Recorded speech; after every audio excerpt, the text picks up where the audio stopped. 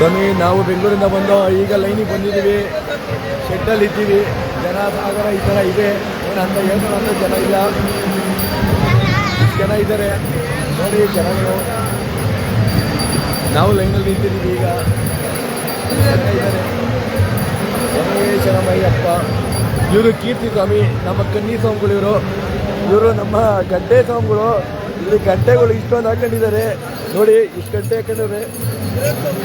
ಇವರು ಗಡ್ಡೆ ಸ್ವಾಮಿಗಳು, ಇವರು ಕತ್ತಿ ಸ್ವಾಮಿ ಇಲ್ಲ, ಆದರೂ ಕತ್ತಿ ತಗೊಂಡಿದ್ರು.